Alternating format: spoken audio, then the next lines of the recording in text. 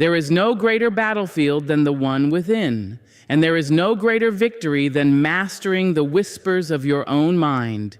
Every war you will ever fight, every storm you will ever weather, every mountain you will ever climb begins first in your mind.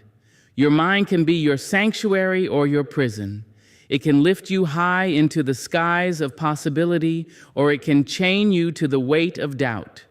Most people are not destroyed by the world outside of them. They are undone by the voices within. If you can control your mind, you can control your life. If you do not, your mind will control you. That is why today I ask you not to simply listen, but to lean in, to open your heart and stay with me until the very last word. Because what you hear today may be the key that unlocks the life you have been waiting for. The mind is the steering wheel of your life. Wherever it turns, that is where you go. You can have the strongest body, the finest education, the most golden opportunities laid before you, but if your mind is not set in the right direction, you will circle endlessly, lost in confusion, regret, or fear. The mind leads, the life follows. Everything begins in thought. Every success, every downfall, every triumph, and every tragedy first lived inside someone's imagination before it appeared in their hands. If you allow your mind to drift without guidance, do not be surprised when your life drifts as well. But if you take hold of your thoughts, if you grip the steering wheel with both hands, you can chart a new course for yourself, no matter where you began. Think of a driver on a long road. If their hands are steady, the car stays straight. But if they release control, even for a moment, the vehicle veers off. The same is true of your mind. Each time you let your thoughts wander into negativity, fear, or resentment, your life begins to veer off its destined road. The wreckage of many lives did not begin with external accidents, but with internal misdirection. It started with a thought of, I am not enough, I cannot do this, I will never make it. These thoughts, repeated and rehearsed, turn into roads you begin to travel, even if you never wanted to go that way. But the reverse is also true. When you hold steady thoughts of courage, hope, persistence, and love, your life follows those roads toward strength, opportunity, and growth. Your mind is not simply a storage place of memories. It is a compass constantly pointing you toward what you believe most deeply. If you believe you are powerless, every situation will appear as proof of that belief. If you believe you are capable, you will find possibilities where others see none. The steering wheel does not ask the car whether it agrees, it simply turns, and the car follows. In the same way, your mind does not ask your circumstances whether they approve. It simply directs your path, and your circumstances must adjust. Some people underestimate the power of thought because thoughts seem invisible, silent, harmless. But invisible things often hold the greatest power. Gravity cannot be seen, but it keeps the planets in order. Air cannot be seen, yet it sustains every breath. Thoughts, though unseen, determine whether you rise in peace or collapse in despair. They are the unseen architects of your tomorrow. The words you speak to yourself when nobody else is listening, the silent pictures you replay in your head, the images you choose to nurture, these are all directions of the wheel. And slowly, steadily, your life takes the turns your thoughts command. Many lives are trapped not because people are incapable, but because they have never learned to control the direction of their own minds. They think whatever enters, they accept whatever arises, and they let their mental steering wheel be jerked left and right by fear, by envy, by anger, by doubt. And then they wonder why life feels like an endless detour. But when you finally recognize that you do not have to accept every thought that knocks on the door, you begin to take your power back. You can let doubt knock and still choose not to let it drive. You can let fear whisper and still choose to turn the wheel toward courage. The mind may offer 1,000 roads, but you must choose which one you travel. Control does not mean suppression, it means awareness. It means noticing the thought that says, "You will fail," and instead of letting it steer your entire day, you speak back with, "I will try again."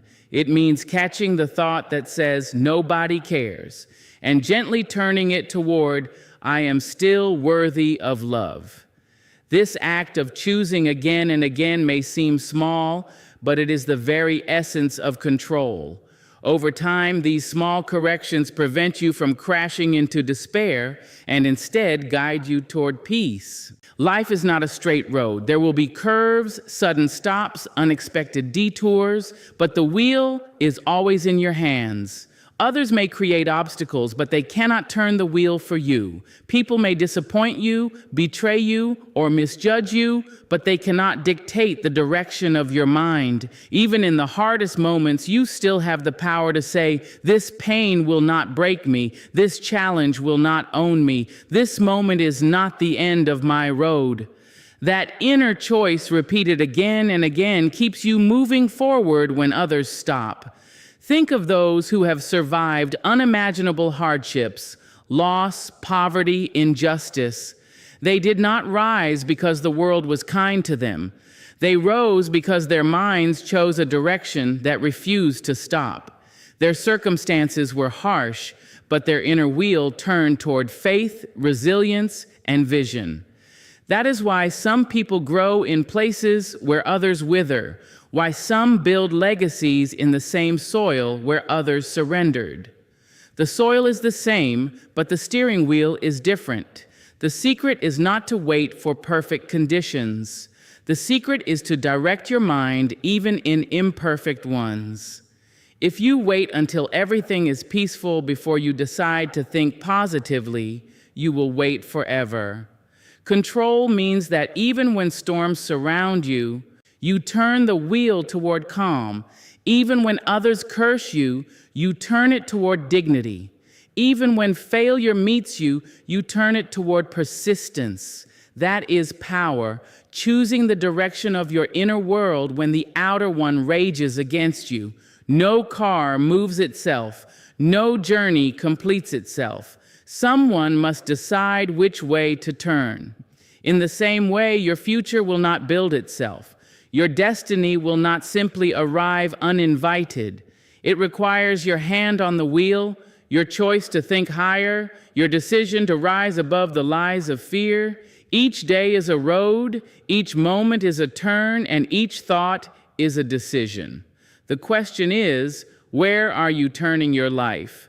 For if you let your mind wander without purpose, you will live a life without direction.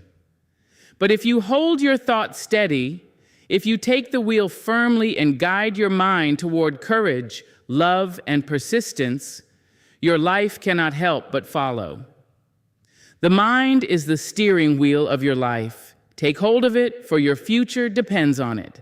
Thoughts shape reality. What you hold in the secret chambers of your mind eventually spills out into the open fields of your life. Every invention, every masterpiece, every tragedy, and every triumph began first as a thought.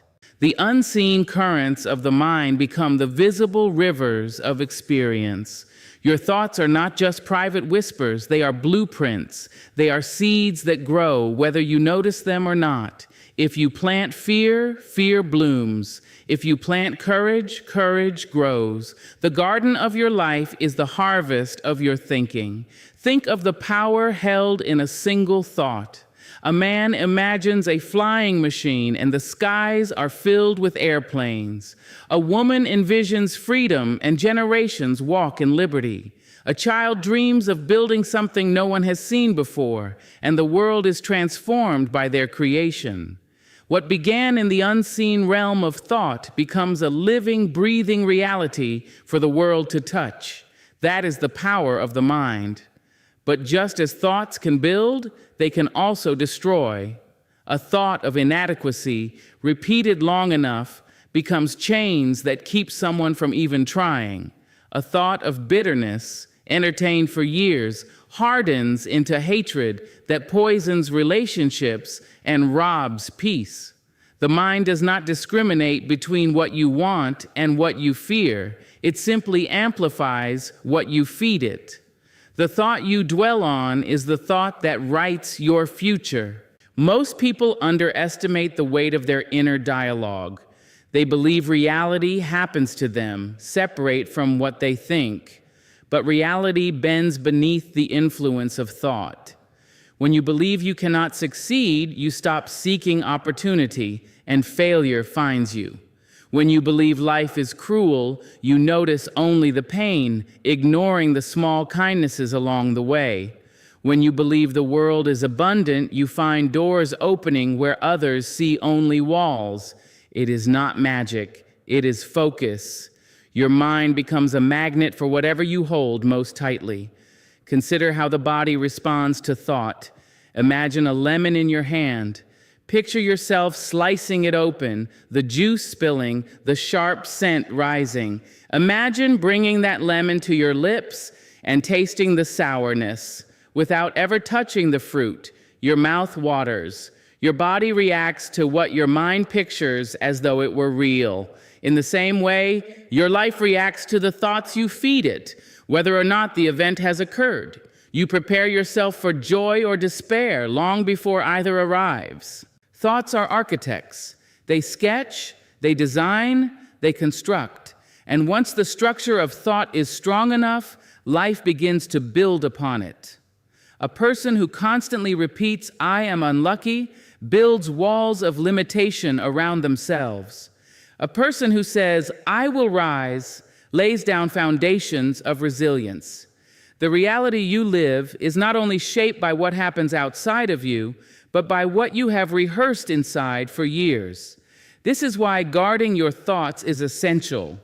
If you leave your mind unprotected, the world will fill it with noise.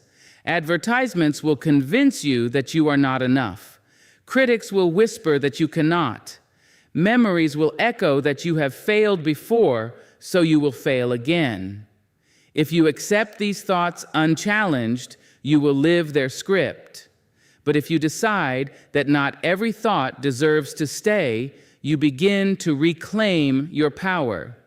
You can let a negative thought arrive without building it a home. You can let fear knock and still refuse to open the door. Reality is shaped not by the first thought, but by the thoughts you repeat.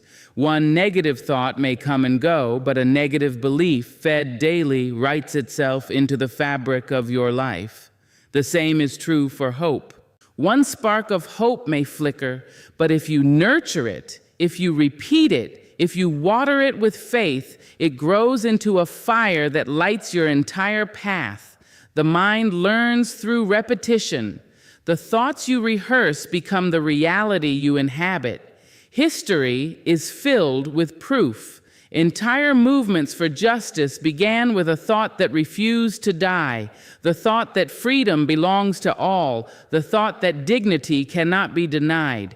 At first, the world said it was impossible, but repeated in enough minds, believed in enough hearts, those thoughts reshaped nations. If collective thought can shift the tides of history, how much more can your own thoughts reshape the path of your life? Even in suffering, thoughts carry the power to alter reality. Two people can endure the same hardship, yet one grows bitter while the other grows stronger. The difference is not the pain, but the thought placed around it. One says, "This is the end of me," and reality becomes despair. The other says, "This will make me wiser," and reality becomes resilience. The same storm, two different interpretations, two different outcomes. The storm did not decide, the thought did. To understand the power of thought is to recognize that you are never powerless. You cannot always choose what happens, but you can choose how you frame it. You can choose whether to see rejection as failure or redirection. You can choose whether to see obstacles as walls or as teachers. Your choice of thought does not erase difficulty, but it determines whether difficulty shapes you or breaks you. What you believe about yourself will quietly dictate how others treat you. If you carry yourself with the thought, I am worthy, people sense it. If you walk with the thought, I am invisible, people overlook you. Reality echoes what you have already decided in your mind. The energy you hold within radiates outward, shaping how others respond, shaping the opportunities you see, shaping the courage you carry. To master your thoughts is to begin shaping your own reality consciously, not by accident. It is to wake up each morning and decide what kind of story you will live. It is to notice the weeds of negativity and pull them before they grow roots. It is to plant words of faith, images of possibility, visions of peace, and to water them daily with belief. This is not daydreaming, it is discipline. It is the act of aligning your inner world with the life you seek to build. Your thoughts are not harmless visitors. They are builders. They will not leave your life untouched. Every moment you choose what kind of structure they build. And when enough time passes, you will walk into the house you created, whether it is a prison or a palace, whether it is filled with shadows or filled with light. That house is not built by accident. It is built by thought. And that truth is both a warning and a gift. For if thoughts shape reality, then you have the power, every single day, to begin shaping a reality worthy of the life you desire. Discipline over distraction is the quiet strength that separates those who dream from those who do. In every age, in every generation, the greatest obstacle has never been a lack of opportunity, but a lack of focus. The world offers an endless stream of noise, voices calling for your attention, screens lighting up with endless updates, desires rising and falling with every passing moment.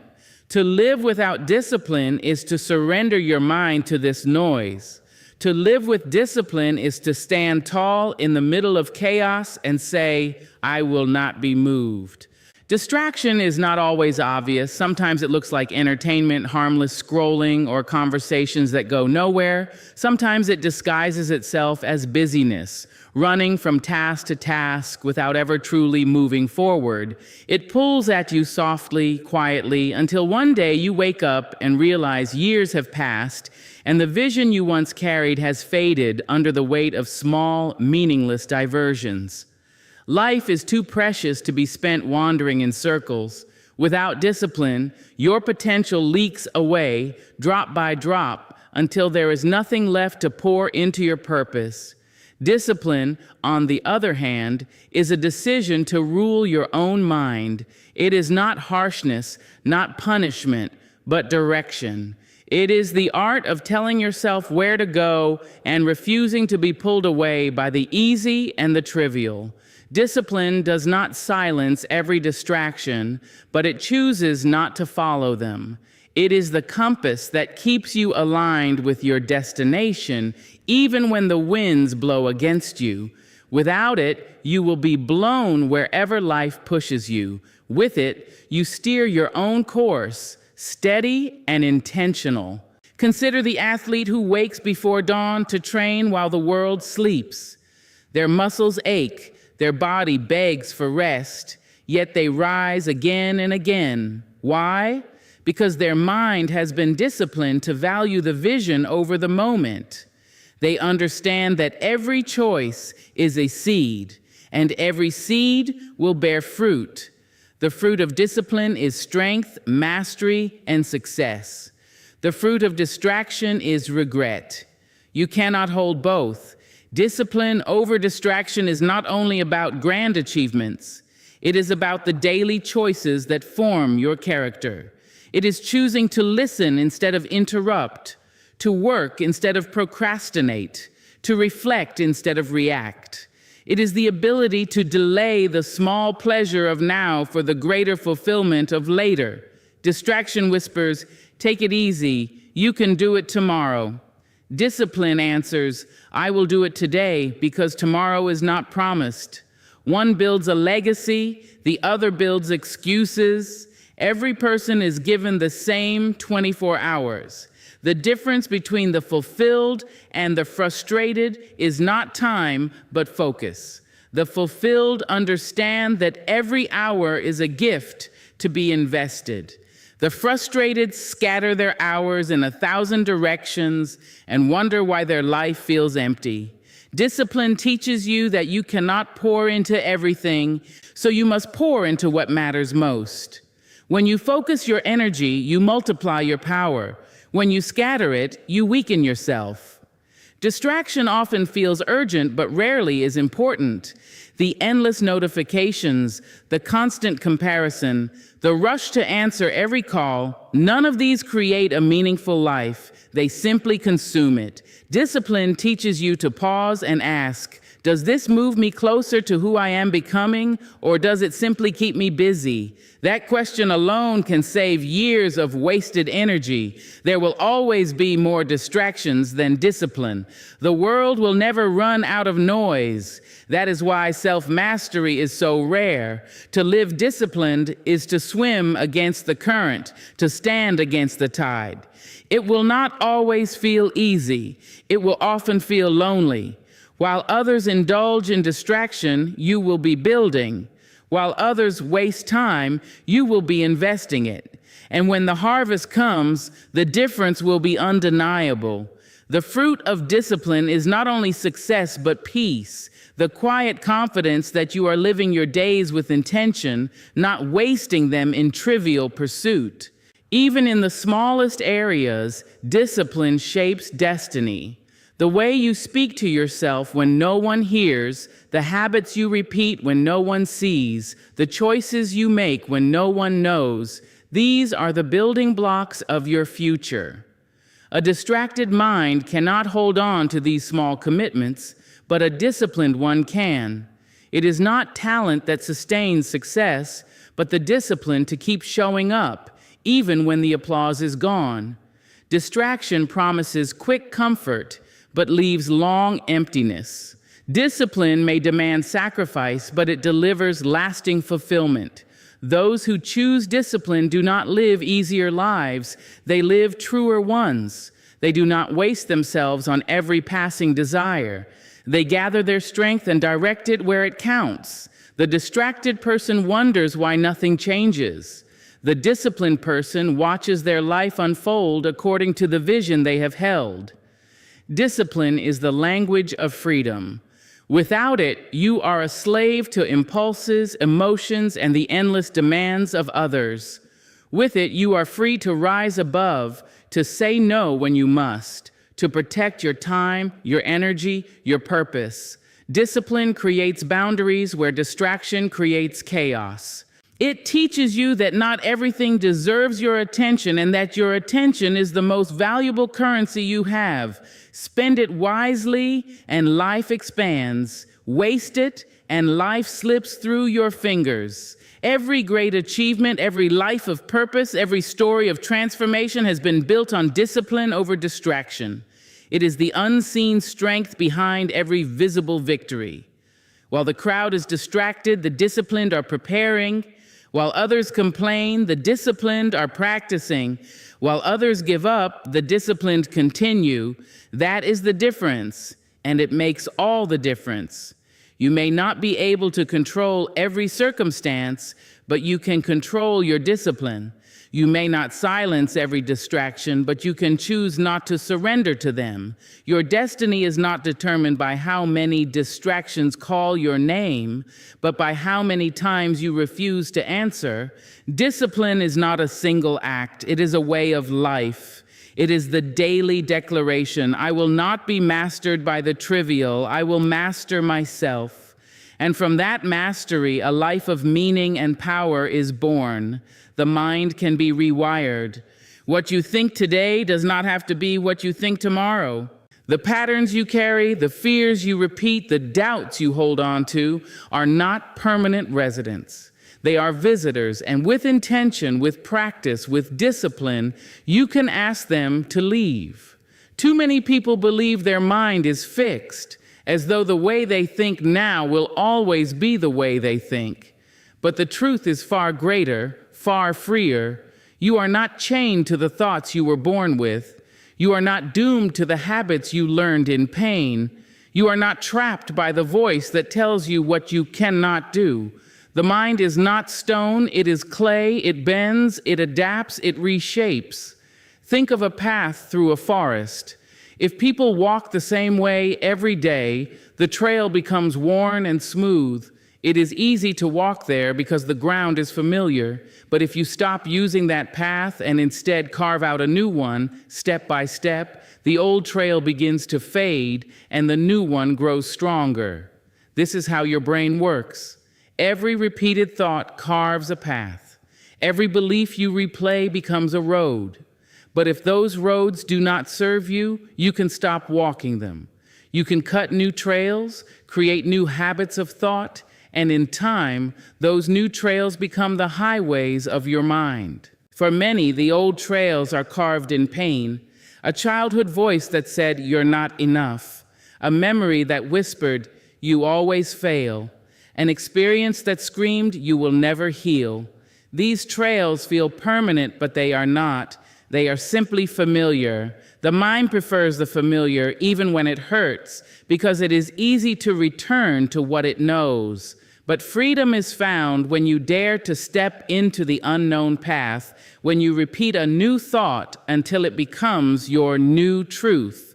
Science has proven what wisdom has long known. The brain is not fixed. It is plastic, changeable, capable of building new connections. When you practice gratitude, your brain becomes quicker to notice joy. When you practice courage, your brain becomes quicker to stand in strength. When you practice forgiveness, your brain becomes freer to release bitterness.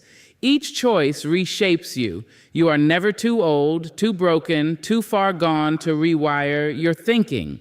As long as you breathe, you can build new roads in your mind. But rewiring does not happen in a single moment.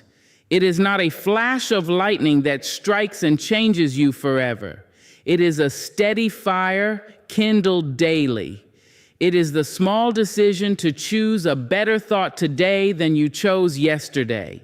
It is the practice of catching yourself when the old pattern rises and gently replacing it with a new one. At first, it feels unnatural, forced, even false. But every new path feels that way in the beginning. Keep walking it, and what was once difficult becomes effortless. Imagine someone who has always thought, "I am unlucky." That thought has shaped every experience. When something good happens, they dismiss it as chance. When something bad happens, they see it as proof. Their brain has been wired to look for evidence of misfortune. But if that person begins to practice a new thought, "I am capable of creating opportunity," their mind begins to shift. At first, it feels unbelievable. Yet with repetition, the brain begins to search for new evidence. Suddenly, small wins that were once ignored are now noticed. Opportunities that were once invisible become clear. Life did not suddenly change. The mind did. The same is true with healing. A person who has lived in bitterness may feel as though forgiveness is impossible. But if they practice the thought, "I can let go," even if they do not yet feel it fully, their mind slowly makes room for peace. Each day the thought grows stronger, and one day they realize the chains are lighter, the anger weaker, the burden gone. The rewiring has done its work. Rewiring the mind requires patience because old paths fight to stay alive. Negative thoughts return, tempting you to walk the familiar road. Fear calls louder because it knows you are trying to leave it behind. But discipline is the hand that guides you back to the new trail. It says, "Yes, the old path is easy, but the new path is worthy." And with each return, the old weakens and the new strengthens. This is why what you repeat matters so deeply. The words you speak over yourself, the images you hold in your head, the beliefs you whisper when no one hears, these are not harmless. They are wiring your mind. Every time you say, I can't, you deepen that road. Every time you say, I will, you strengthen a new one. Every repetition is construction. The question is, what kind of architecture are you building? You must also remember that the mind is influenced by what you allow in. If you constantly surround yourself with negativity, your brain builds roads of cynicism. If you constantly fill yourself with hope, your brain builds roads of possibility. Rewiring is not only about what you think, but also about what you feed your mind. Just as the body cannot grow strong on junk food, the mind cannot grow free on toxic input. Choose wisely what you let shape your inner world. The beauty of rewiring is that it gives you the power to redefine yourself. You are not just the sum of your past experiences. You are the creator of your future perspective. You can move from fear to faith, from despair to hope, from weakness to strength by the steady work of reshaping your thoughts. You do not have to be who you once were. You do not have to live in the same patterns. The wheel of your mind can turn, and with it, your entire life can take a new direction. Think of the caterpillar. For much of its life, it crawls. The ground is all it knows. But inside, changes are taking place, rewiring its very structure. And one day, it no longer crawls. It flies. The mind is capable of the same transformation. With steady renewal, with patient rewiring, the life you once thought impossible becomes the life you live. The mind can be rewired. No thought is too old to change. No wound too deep to heal. No belief too strong to bend. Every new thought you choose is a step toward freedom. Every new belief you nurture is a bridge toward the life you want to live. You are not fixed. You are not trapped. You are not unchangeable. The roads of your mind are waiting for your direction, and if you choose to build them wisely, they will carry you into a future brighter than the past you leave behind. Guard the gates of the mind, for whatever enters there will eventually live there. Your mind is a house, and like any house, it has doors and windows. You decide what comes in, you decide what stays, and you decide what must be turned away. Yet too often people leave the gates wide open, letting every word, every image, every opinion, every criticism, every noise come rushing inside. Soon the mind is cluttered with voices that do not belong, with lies that should have been silenced, with fears that should never have been allowed to sit at the table. What lives in your mind will one day live in your life, so guard it with care. Every thought is a seed, and the soil of the mind does not reject. It accepts whatever is planted. If you sow doubt, you will harvest hesitation. If you sow fear, you will harvest paralysis. If you sow faith, you will harvest courage. The mind does not choose the seed, you do. That is why guarding the gates is essential. If you are not careful, the world will plant weeds while you are sleeping, and before long you will wonder why your life feels tangled and heavy. Guarding the mind means becoming aware of what enters and taking responsibility for the harvest that follows. Guarding is not about isolation, but about discernment. You cannot avoid every negative word, every harmful image, every discouraging experience. Life will place them before you, but you can decide what you will dwell on, what you will water, what you will allow to root. Just as a gardener pulls up weeds before they spread, so must you pull up harmful thoughts before they dominate. A weed unattended can choke an entire garden. A thought unguarded can choke an entire life. Consider the power of words. A careless insult spoken years ago can still echo in the mind of someone who never guarded against it. They hear it replayed, they believe it, they shape their decisions around it. On the other hand, a single word of encouragement, when guarded and nurtured, can give strength through decades. The difference lies in what the mind allowed to stay. Guarding the gates means filtering every word and asking, does this lift me or does it chain me? If it chains, let it pass. If it lifts, let it stay. Guarding also means being mindful of what you consume daily. The books you read, the shows you watch, the conversations you entertain, all of them are food for the mind. If you constantly consume chaos, your mind will become restless. If you constantly feed on negativity, your mind will become hopeless. But if you fill yourself with wisdom, with truth, with beauty, your mind will grow strong and steady. You would not feed your body poison and expect health. Do not feed your mind poison and expect peace. Many people underestimate the influence of their surroundings. They believe they are strong enough to withstand anything, but the environment you keep eventually seeps into you. Spend your days around anger, and soon you will feel it in your bones. Spend your days around gratitude, and soon you will carry it in your spirit. Guarding the gates means protecting yourself from environments that drain you, from conversations that belittle you, from influences that shrink you. You cannot always control the world around you, but you can control how much of it you allow inside.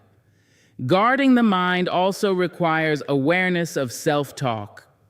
Often the most dangerous intruder is not an outsider, but the voice within. If you constantly tell yourself you are unworthy, your mind will believe it and build walls to prove it true. If you speak words of possibility, your mind will begin to look for doors instead of walls. Guarding the gates means watching what you say to yourself and refusing to let the enemy live in your own head. This guarding is not passive, it is active. It requires discipline to stop when a thought enters and ask, "Do I want this to grow in me?" It requires strength to turn off the noise when everyone else is listening. It requires courage to step away from circles that feed your insecurity. To guard the gates is to value your mind as sacred ground, too precious to let anything trample upon. You cannot stop every bird from flying over your head, but you can stop them from building a nest in your hair. In the same way, you cannot stop every negative thought from arriving, but you can stop it from building a home in your mind. Guarding the gates is the daily practice of deciding which thoughts are visitors and which are residents. The visitors you dismiss, the residents you nurture. When you guard your mind, you protect your peace. When you protect your peace, you protect your power. A guarded mind cannot be shaken easily because it does not entertain every voice. It chooses carefully what to believe, and belief is the root of action. What you believe shapes what you do, and what you do shapes what you become. That is why the gates must be watched so carefully. To neglect them is to hand over your destiny to anyone who happens to walk by. Guarding does not mean shutting yourself off from the world. It means opening yourself to the right parts of it. It means allowing wisdom in but rejecting foolishness. It means embracing hope but rejecting despair. It means surrounding yourself with people, words, and images that remind you of who you are at your best. The gates are not walls to keep life out. They are doors to choose what life you allow in. In the end, your mind is your greatest treasure. It holds your dreams, your faith, your creativity, your courage. Why would you leave such treasure unprotected? You would not leave your home unlocked at night. You would not leave your valuables unguarded in the street. Yet so many leave their minds open to anything and everything. To guard your mind is to honor yourself. It is to say, my thoughts matter, my peace matters, my purpose matters too much to be polluted. Guard the gates of the mind, for once the mind is protected, the heart finds peace, and once the heart is at peace, life follows. Whatever you allow to dwell within will eventually show itself without. Choose carefully what you let in. Guard it as though your future depends on it, because it does. Silence is power, though the world often misunderstands it. Many confuse silence with weakness, as if the absence of words means the absence of strength. But silence is not surrender. Silence is not ignorance. Silence is not fear. Silence, when chosen with intention, is one of the most profound demonstrations of control, wisdom, and authority. There is strength in holding back when provoked, in listening when others rush to speak, in waiting when the world demands immediate reaction. Silence is not the absence of power. It is the maturity to wield it with precision. The loudest voices often reveal the deepest insecurities. Those who must always prove, defend, and argue reveal that their peace depends on the opinions of others. But the one who can remain silent while chaos surrounds them shows mastery over self. To be silent in the face of noise is to declare that not every battle deserves your sword, not every word deserves your answer, and not every voice deserves a response. Silence protects energy, preserves dignity, and often speaks louder than any reply could. There is a silence that calms storms. Imagine being in the presence of someone who does not rush to fill the air with words, but whose very stillness carries authority. Their quiet makes others pause. Their silence demands respect without them ever having to request it. This kind of silence is not passive, it is a presence. It communicates, I do not need to prove myself. I do not need to engage in every dispute. I do not need to waste my spirit on noise. That is the kind of silence that moves mountains. Silence teaches discipline. In a world addicted to constant commentary, restraint has become rare. People post every thought, speak every emotion, argue every disagreement, but silence trains you to wait, to think, to measure before acting. It teaches that not every truth must be spoken immediately. Not every thought must be shared. Not every reaction deserves expression. Silence disciplines the mind to separate the necessary from the unnecessary, the fleeting from the lasting. There is also silence that listens. True power is not only in speaking, but in hearing, really hearing. When you are silent, you allow others to reveal themselves, their fears, their truths, their motives. Silence gathers information. Silence sees what noise would hide. It is often in silence that wisdom is born, because it creates space for reflection, observation, and deeper understanding. To listen is to learn, and learning is a form of power that grows while others waste energy on words. Silence protects peace. The more you speak, the more you risk entanglement in the judgments of others. Words can be twisted, misunderstood, and used against you, but silence cannot be misquoted. Silence keeps you from unnecessary battles, from arguments that drain without reward, from conversations that do not deserve your spirit. In silence, you keep control of yourself. And by keeping control of yourself, you remain free. Freedom from needless conflict, freedom from wasted energy, freedom from regret over words spoken too quickly. There is silence that heals. In moments of pain, sometimes words are not enough. Sometimes words only stir the wound, reopening it with explanations that cannot mend it. But silence allows the soul to breathe, to process, to rest. Silence provides space for grief to move through without being forced into language too soon. Silence allows the heart to catch up with the mind. Silence, in its gentleness, can be the balm that noise cannot provide. Silence is also a test of patience. The ability to remain silent in the face of accusation, misunderstanding, or insult is a sign of true inner strength. To respond immediately is easy. To restrain is powerful. When someone throws anger at you, silence can be the shield that stops it from entering. It does not mean you are weak. It means you are wise enough to know that their words belong to them, not to you. Silence refuses ownership of poison. Silence says, I do not accept what you offer. The beauty of silence lies in its timing.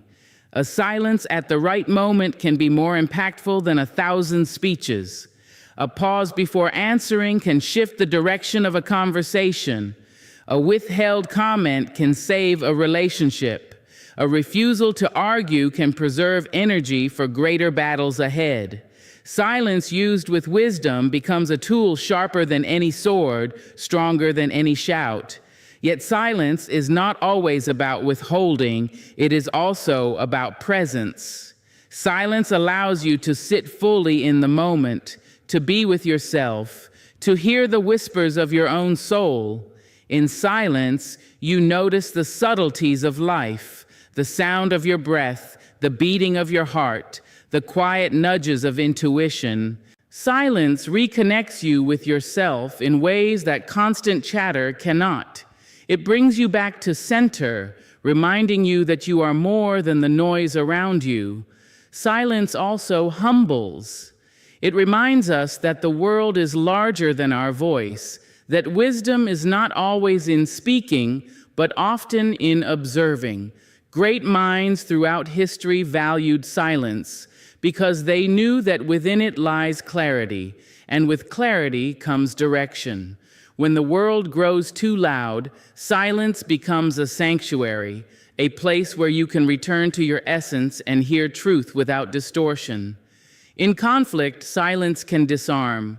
Arguments fueled by ego crave attention, crave reaction, crave the satisfaction of pulling you into the fire.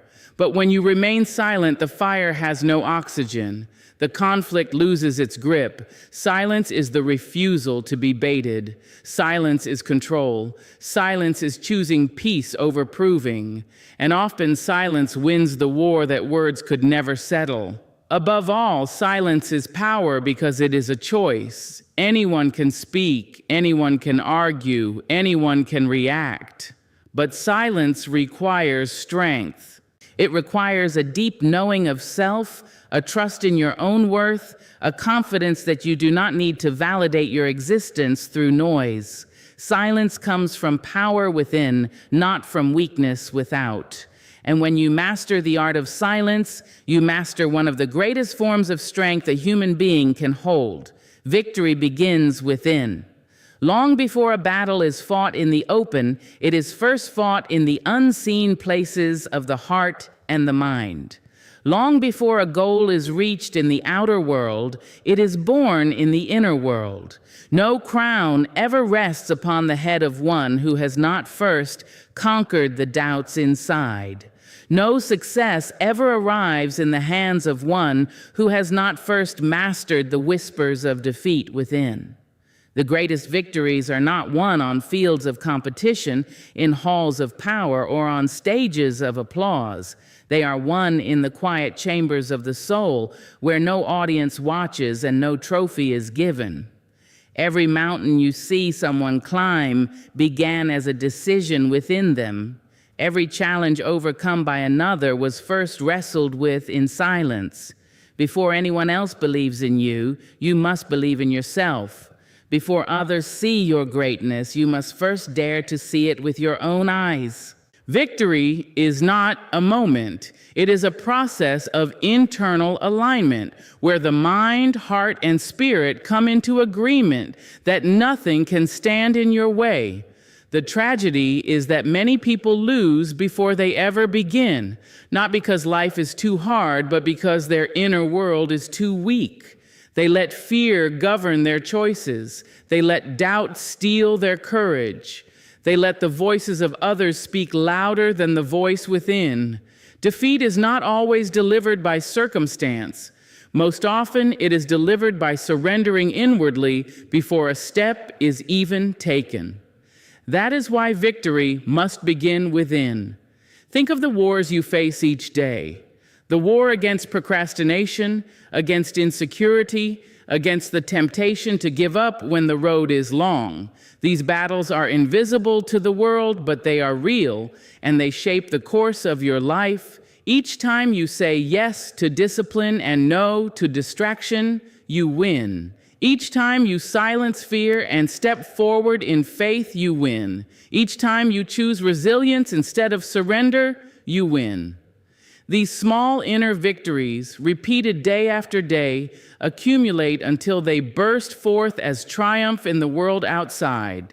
There is a difference between appearing victorious and being victorious. Some look powerful outwardly but are crumbling inwardly, while others look quiet and unassuming yet carry unshakable strength within.